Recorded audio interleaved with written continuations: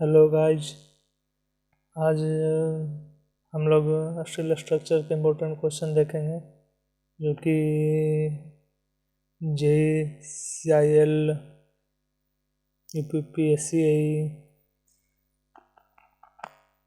और GPSC AE सभी एग्जामों के लिए मोस्ट इम्पोर्टेंट है।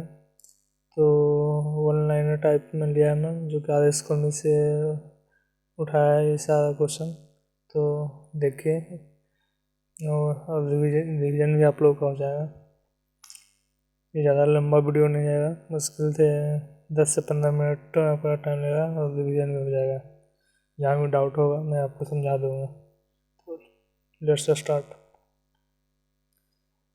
तो फर्स्ट क्वेश्चन क्या है, the rivet line is an imaginary line along which the rivets are placed. तो पूरा ट्रू है या फॉल्स है।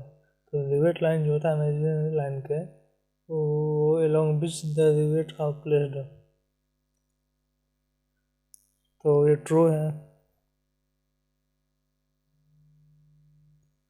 रिवेट लाइन जो होता है इमेजिनरी लाइन के अलॉन्ग ही होता है, जिसमें रिवेट प्लेस होता है। तो सही है। 23rd, the distance measured along one rivet line from the center of a rivet on it to the center of the adjoining rivet on the adjacent parallel rivet line is known as। तो इसे क्या कहते हैं। तो इसका correct answer है all of the above. Staggered pitch भी कहेंगे, अल्टरनेट पिच या रिल्ड पिच, तो सारा एक ही नाम है। तो आपको ये ध्यान रखना है एग्जाम में। क्वेश्चन फिर से बात देख लीजिए, the distance measured along one rivet line from the center of a rivet on its to the center of the adjoining rivet in the adjacent parallel rivet line, इसे कहते हैं स्टैगर्ड पिच, अल्टरनेट पिच और रिल्ड pitch.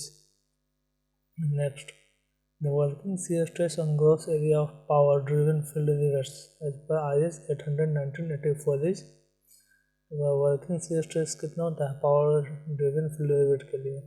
तो working shear stress जो होता है 94.5 Newton पर स्क्वायर होता है। तो ये सारे डायरेक्ट वैल्यू है, आपको डाटा टाइप है, आपको याद रखने पड़ेंगे सब के लिए। न्यूमेरिकल है नहीं कि फार्मूला बेस्ड है, आपको सॉल्व करके बताऊँ। Next, when one member is placed above the other and they are connected by means of the weight the joint is known as left joint. क्या कर रहा है, जो एक मेंबर है प्लेस्ड है और other and they are connected by means of rivet, इसे कहते हैं लेफ्ट जॉइंट कहते हैं। तो इसे कोई एक प्लेट ले लीजिए, इसको ऊपर से एक दूसरा प्लेट रख के इसको मतलब कनेक्ट कर देंगे, तो इसे को लेफ्ट जॉइंट कहते हैं। नेक्स्ट, बेंडिंग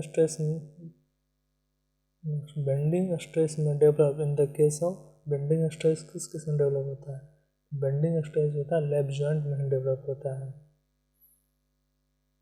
क्योंकि दो प्लेट्स को एक दूसरे के ऊपर ओवरलैप करके यहाँ बेल्डिंग या बोल्ट से कनेक्ट किया जाता है, इसका यहाँ बेंडिंग स्ट्रेस डेवलप होता है लेफ्ट जॉइंट में।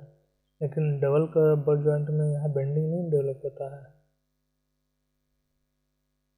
Next, the failure of a rivet joint में टेक प्लेस ड्यू टू, किसके कारण फेल्योर होता है रिवेट जॉइंट में। तो सीयर फेल्योर होता है, बियर फेल्योर, टियर फेल्योर, तीनों होता है, याद रखिए। Next, bearing failure of rivet occurs when the rivet is crushed by the plate, ये भी करेक्ट है।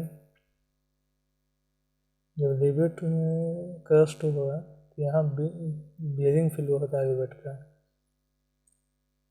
Next, the strength of rivet joint is equal to, strength जो होता है रिवेट जॉइंट का किसके बराबर होगा। तो ये होता है a strength of joint against shearing of the rivet, ये सही है। Strength of joint against bearing of rivet, strength of plate on tear, तो सीयर बियर टियर तीनों में होता है। इसमें जो भी मिनिमम होगा तीनों में से वो वैल्यू जो होता है स्ट्रेंथ होता है रिवेट जॉइंट का। ये है, तो करेक्ट आंसर क्या होगा D, list of the value obtained in ABC में तीनों वैल्यू निकाल लेंगे, जो भी मिनिमम होगा वही स्ट्रेंथ होता है रिवेट का जॉइंट का। The efficiency of a rivet joint is equal to, efficiency किसका रेशियो होता है, ये होता है least strength of rivet joint upon में स्ट्रेंथ ऑफ सॉलिड प्लेट। तो ध्यान रखिए, इम्पोर्टेंट क्वेश्चन है, आप इग्नोर नहीं कर सकते हैं इस टाइप के क्वेश्चन को। जेईई एग्ज़ाम में सारे डायरेक्ट पूछे जाते हैं, आपको याद रखना पड़ेगा, क्योंकि कोई भी एग्ज़ाम में नॉमिकल आप देखा जाए तो बहुत कम ही आते हैं। एई के एग्ज़ाम में 20-25 बहुत ज़्यादा हो गए, 10-15 क्वेश्चन ही नॉमिकल आते हैं। जेईई में तो ज़्यादा थ्योरेटिकल आते हैं, उसमें भी 10-15 बहुत हो गए नॉमिकल, थ्योरेटिकल क्वेश्चन बहुत ज़्यादा पूछे जाते हैं। तो ध्यान से देखिए, रिविजन करिएगा इसको। क्या पूछना, एफिशिएंसी रिवेट जॉइंट का क्या होता है, ये रेशियो होता है least strength of rivet joint upon में स्ट्रेंथ ऑफ सॉलिड प्लेट, ठीक है ना। तो यहाँ ध्यान क्या है, स्ट्रेंथ लिस्ट स्ट्रेंथ जो है रिवेट जॉइंट का है, अपॉन में क्या है स्ट्रेंथ ऑफ सॉलिड प्लेट। यहाँ ऑप्शन में भी देखिए कन्फ्यूजन वहाँ बहुत ज़्यादा है, लिस्ट दिया सॉलिड प्लेट का, ये सब गलत है, लिस्ट सॉलिड प्लेट का यहाँ वेटेज दिया है। तो ध्यान रखना क्या है, लिस्ट जो स्ट्रेंथ का रिवेट जॉइंट का है अपॉन में strength of solid plate. 81 if the same number of rivets are used in the joints, क्या सेम नंबर ऑफ रिवर्स है यूज हो रहा है जॉइंट में, then which of the following pattern will yield highest efficiency, तो कौन से type का जो रिवेट होगा ज़्यादा एफिशिएंसी देगा, किस पैटर्न में इसको में, तो वो होता है सबसे ज़्यादा एफिशिएंसी कौन से पैटर्न मिलेगा, होता है डायमंड रिवेटिंग में, तो ज़्यादा एफिशिएंसी देगा। Next, the strength of rivet joint against bearing of rivets is equal to the strength against bearing of rivet, नहीं गलत होता है, बड़ा स्ट्रेंथ जो होता है रिवेट का अगेंस्ट शियरिंग ऑफ रिवेट जो बराबर होता है strength against bearing of rivet, नहीं वो कभी बराबर नहीं होता, इसलिए गलत है। 83 if the thickness of thinnest plate is T, gross dia of rivet is D, and the maximum permissible stress in bearing for the rivet is sigma B, then the strength of riveted joint against bearing of rivet per pitch length is equal to, तो क्या होगा bearing बोला है, N जो हो जाएगा क्या होगा नंबर ऑफ रिवर्स पर पिच लेंथ ये हो जाता है 10, और बियरिंग बोला था n into D into thickness into bearing stress, ठीक है। अगर वही क्वेश्चन में शेयरिंग बोलता तो क्या होता, तो हो जाता N into π/4 D square into thickness into shearing stress हो जाता है टाउएस, लेकिन यहाँ बियरिंग बोला है तो N into D into T into sigma C.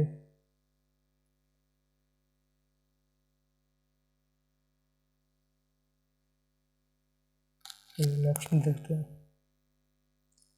The strength of plate in tearing per pitch length is equal to, तो बोला है क्या स्ट्रेंथ जो था प्लेट का टीयरिंग में पर पिच लेंथ किसके बराबर होगा, वो होता है P minus d into T into sigma T.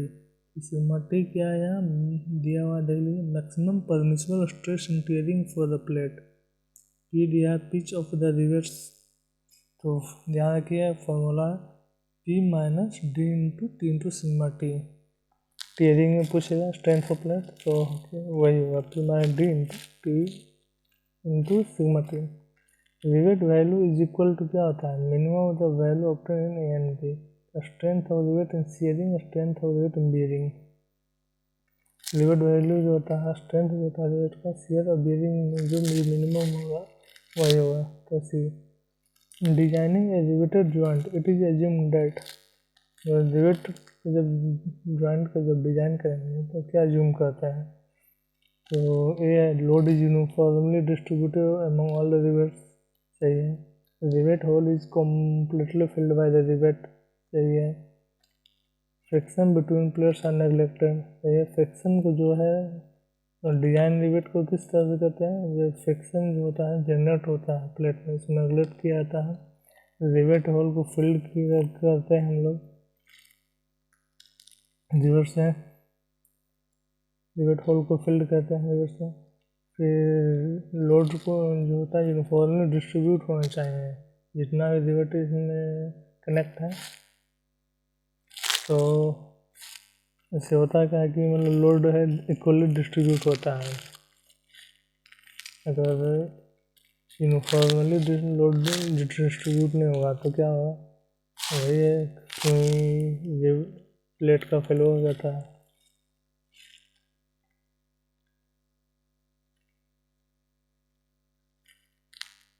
Next, in the design of a rivet joint, the bearing stress is assumed to be uniform.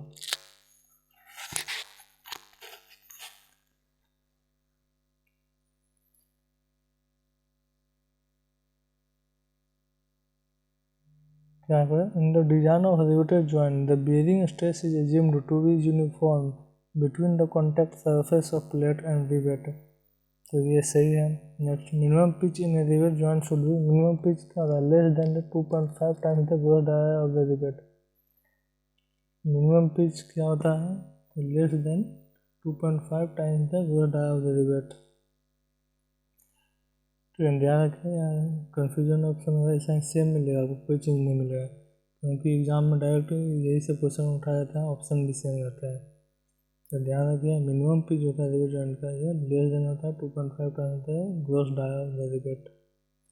Next, when the line of rivets does not lie in the direction of stress, the maximum pitch in a riveted joint should not exceed. तो इसका correct answer क्या होता है, 32T और 300 mm which very less. तो small T क्या है दिया हुआ है, देखिए thickness of the thickness outside plate. ठीक है, ध्यान रखें। क्वेश्चन है, देख लीजिए, when the line of reverse does not lie in the direction of stress, the maximum pitch in riveted joint should not, maximum pitch बोल रहा है, तो 32T और 300 mm which very less. Tension और कंप्रेशन में पूछता है, तो टेंशन में तो हो जाता है 16T और 200 mm से जो कम होगा ये होगा, और फुल कंप्रेशन नंबर के लिए होता है 12T और 200 mm विच वेरी लेस। लेकिन यहाँ क्या है, मैक्सिमम पिच इन रिवेटेड जॉइंट पिच पूछा है, तो हो जाएगा 32T और 300 mm से जो कम होगा। Next, which of the following statement wrong, तो A minimum edge distance equal to, minimum edge distance क्या आता है, equal to 1.5 times the diameter of rivet measured from the rivet hole is provided in the rivet joint. तो सही है ये। B, when the grip of rivets carrying calculated load exceeds 6 times the diameter of the hole, then the rivets are subjected to bending in addition to shear and bend bearing। ये भी सही है। For compression members composed of two components back to back, the tacking rivets shall be at a pitch in a line not exceeding 600 mm। ये भी सही है। तो कोई भी गलत नहीं है, इसका ऑप्शन जो सही है, इसलिए none of the above. Next, if the thickness of plate is T mm and the nominal diameter of the rivet is D mm, then according to Unwin's formula, Unwin's formula क्या होता है, dia क्या है, D equal होता है 6√T। जैसे ये approx ऐसे एग्जैक्ट वैल्यू क्या होता है, 6.04√T होता है, ये एक्यूरेट वैल्यू है यहाँ, लेकिन अप्रॉक्स लिख दिया है 6√T। ठीक है, ये डायरेक्ट नॉमिकल में पूछ जाते हैं, तो फॉर्मूला ध्यान रखिएगा। अनवेंस फॉर्मूला होता है ये डी जो डाया हो गया, डी इक्वल क्या होता है 6√T। ये next and last question, number of rivets required in a riveted joint is equal to, number of rivet joint कितना होता है, तो ये नंबर ऑफ रिवेट जॉइंट कैसे निकाला जाता है, तो फोर्स अपन में रिवेट वैल्यू। रिवेट वैल्यू क्या होगा, जो मान लो ये डायरेक्ट नॉमिकल में पूछा जाता है, जो ES में JEE में पूछे गए हैं। तो याद रखिए, नंबर ऑफ रिवेट्स कैसे निकालते हैं, फोर्स अपॉन में rivet value. Rivet value question में दिया जाता है, जैसे आपको दिया है 100 kilo Newton, 200 kilo Newton, 400 kilo Newton, 500 kilo Newton, तो इसमें से जो भी मिनिमम होगा वही रिवेट वैल्यू होता है। ध्यान रखिएगा, नंबर ऑफ रिवेट्स कैसे निकालते हैं, फोर्स अपॉन रेशियो होता है फोर्स अपॉन रिवेट वैल्यू का। सो गाइस, आज के लिए बस इतना ही। So please watch and subscribe my channel और अच्छे से रिविजन कर लीजिए। वही सब क्वेश्चन घुमा फिरा पूछ जाते हैं, गुप्ता गुप्ता हो आर स्कूल में हो, ये सारे इम्पोर्टेंट है जो आपको पढ़ने चाहिए बुक। आप बहुत सारे स्टूडेंट पढ़ते हुए हैं। तो अभी DMRC के भी एग्ज़ाम होने वाले हैं, CIL, UPPSC UPPSC AE के लिए भी एग्ज़ाम है, अभी GPSC के लिए एग्ज़ाम है, इसमें के लिए देख सकते हैं। तो मेरे चैनल पर बहुत सारे वीडियोज हैं एंड डेली आपको लेक्चर मिलेंगे। तो please visit my channel Studymania platform. For any query, comment below. Okay, so thank you guys. Goodbye.